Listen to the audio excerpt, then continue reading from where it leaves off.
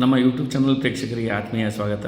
ಸ್ನೇಹಿತರೆ, ಇವತ್ತಿನ ದಿನ ನಾನು ಒಂದು ಫೋಟೋದಿಂದ ಯಾವ ರೀತಿಯಾಗಿ ವಿಡಿಯೋ ಆಗಿ ಕನ್ವರ್ಟ್ ಮಾಡಿ ಅದನ್ನು ನಾವು ಯೂಟ್ಯೂಬ್ ಶಾರ್ಟಿಗೆ ಅಪ್ಲೋಡ್ ಮಾಡೋ ಮೂಲಕ ಹಣವನ್ನು ಗಳಿಸ್ಬೋದು ಅನ್ನುವಂತಹ ಒಂದು ಮಾಹಿತಿಯನ್ನು ಇಂಚಾಗಿ ನಾನು ಇಲ್ಲಿ ಹೇಳ್ತಾ ಇದ್ದೇನೆ. ಪ್ರತಿಯೊಂದು ಹಂತಗಳು ಬಹಳ ಮಹತ್ವವಾದ್ದರಿಂದ ಈ ಒಂದು ವಿಡಿಯೋವನ್ನು ಪೂರ್ತಿಯಾಗಿ ನೋಡಿ.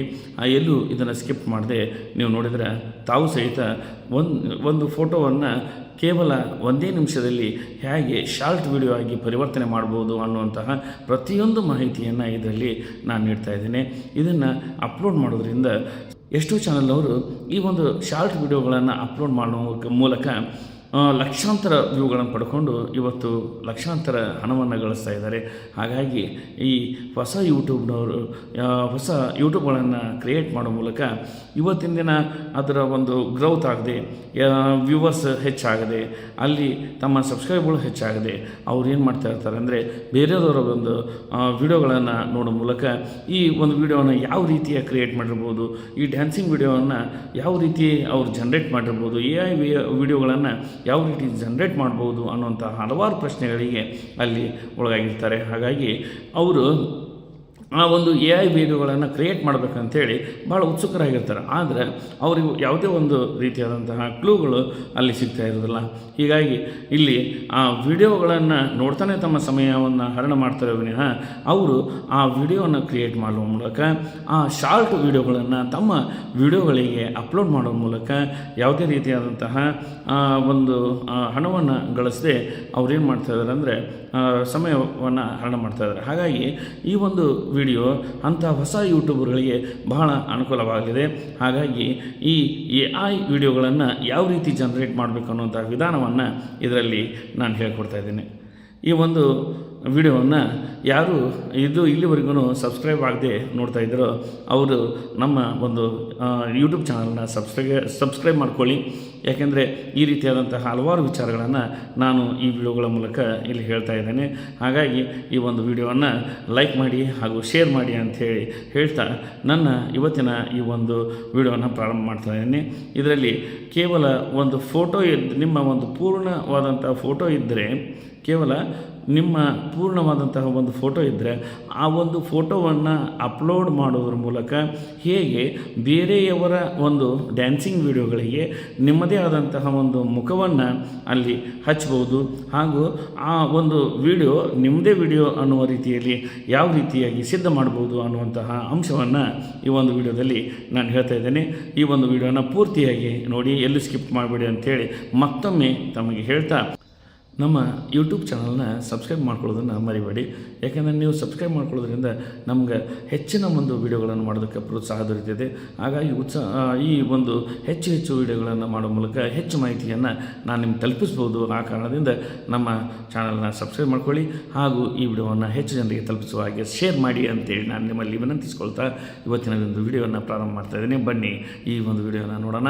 ಇದರ ಲಾಭವನ್ನು ನೀವು ಪಡ್ಕೊಳ್ಳಿ ಹಾಗೂ ಜನರಿಗೂ ಇದನ್ನು ಪಡ್ಕೊಳ್ಳೋದಕ್ಕೆ ಹೇಳಿ ಅಂತೇಳಿ ಹೇಳ್ತಾ ಇವತ್ತಿನ ವಿಡಿಯೋವನ್ನು ನಾನು ಪ್ರಾರಂಭ ಮಾಡ್ತಿದ್ದೇನೆ. ಧನ್ಯವಾದಗಳು. ಸ್ನೇಹಿತರೆ, ನಾವು ಒಂದು ಫೋಟೋದಿಂದ ಒಂದು ಡ್ಯಾನ್ಸಿಂಗ್ ವಿಡಿಯೋನ ಕ್ರಿಯೇಟ್ ಮಾಡಬೇಕಾದ್ರೆ ಮೊದಲಿಗೆ ಗೂಗಲ್ ಸರ್ಚ್ಗೆ ಹೋಗಿ ಕ್ರೋಮ್ ಎಂದು ಸರ್ಚ್ ಮಾಡಬೇಕು. ಆಗ ಕ್ರೋಮ್ ಬ್ರೌಸರ್ ಓಪನ್ ಆಗುತ್ತೆ. ಆ ಕ್ರೋಮ್ ಬ್ರೌಸರ್ನಲ್ಲಿ ನಾವು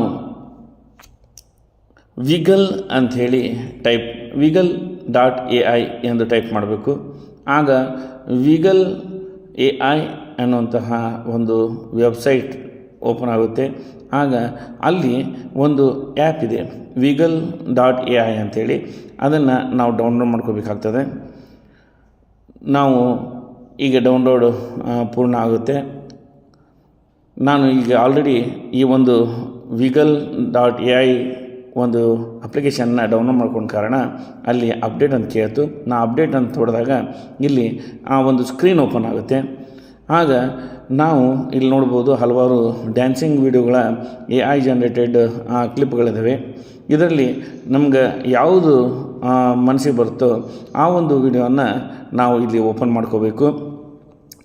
ನಾನಿಲ್ಲಿ ನೋಡ್ತಾ ಇದ್ದೇನೆ, ಈ ಒಂದು ವಿಡಿಯೋ ನನಗೆ ಲೈಕ್ ಆಯಿತು. ಹಾಗಾಗಿ ಈ ಒಂದು ವಿಡಿಯೋನ ನಾನಿಲ್ಲಿ ಈ ಡ್ಯಾನ್ಸಿಗೆ ಆಯ್ಕೆ ಮಾಡ್ಕೊಳ್ತಾ ಇದ್ದೇನೆ.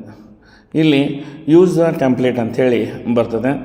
ನಾವು ಯೂಸ್ ದ ಟೆಂಪ್ಲೇಟ್ ಅನ್ನುವಂಥದ್ರ ಮೇಲೆ ಕ್ಲಿಕ್ ಮಾಡಬೇಕು.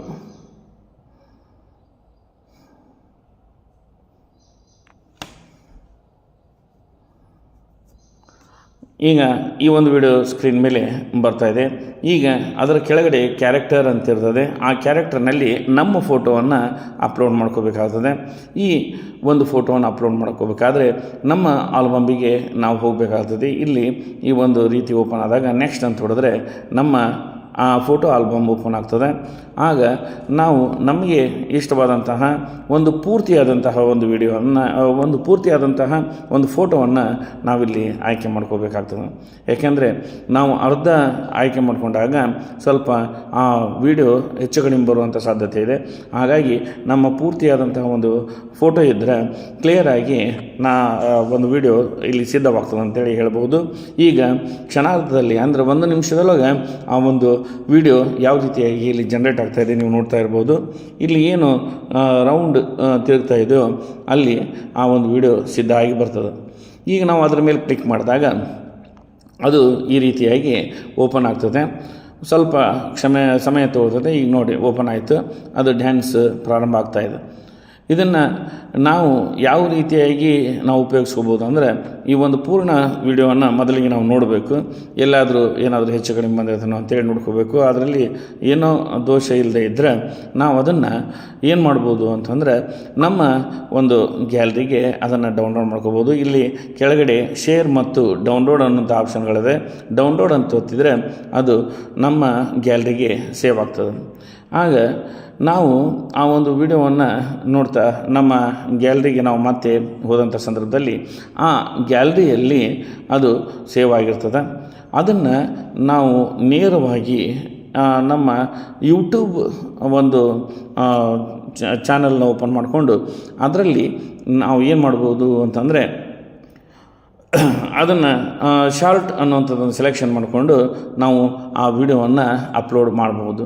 ಅದಕ್ಕಿಂತ ಪೂರ್ವದಲ್ಲಿ ನಾವು ಏನಾದರೂ ಸ್ವಲ್ಪ ಎಡಿಟನ್ನು ಮಾಡಬೇಕಾದ್ರೆ ಅದರೊಳಗೆ ಏನಾದರೂ ವಾಟರ್ ಮಾರ್ಕ್ ಏನಾರ ಇದ್ದಂಥದ್ದು ಇದ್ದಂದರೆ ಅದನ್ನು ಇನ್ಶಾರ್ಟ್ನಲ್ಲಿ ಓಪನ್ ಮಾಡಿಕೊಂಡು ಸ್ವಲ್ಪ ಆ ವಿಡಿಯೋವನ್ನು ದೊಡ್ಡದು ಮಾಡಿದಾಗ ಆ ಕೆಳಗೆ ಇರುವಂತಹ ಏನು wiggle.ai ಅನ್ನುವಂತಹ ಒಂದು ವಾಟರ್ ಮಾರ್ಕ್ ಇರ್ತದೋ ಅದು ಹೋಗ್ತದೆ. ಹಾಗೆ ನಾವು ಅದನ್ನು ನೇರವಾಗಿ ವಿಡಿಯೋವನ್ನು ಶಾರ್ಟಿಗೆ ಅಪ್ಲೈ ಮಾಡೋ ಮೂಲಕ ನಮ್ಮ ಒಂದು ಚಾನಲನ್ನು ಹೆಚ್ಚು ಪ್ರೇಕ್ಷಕರನ್ನು ಸೆಳೆಯುವಂತಹ ನಿಟ್ಟಿನೊಳಗೆ ಅದನ್ನು ಸಿದ್ಧಪಡಿಸ್ಬೋದು ಅಂಥೇಳಿ ನಾನಿಲ್ಲಿ ಹೇಳ್ತಾ ಇದ್ದೇನೆ.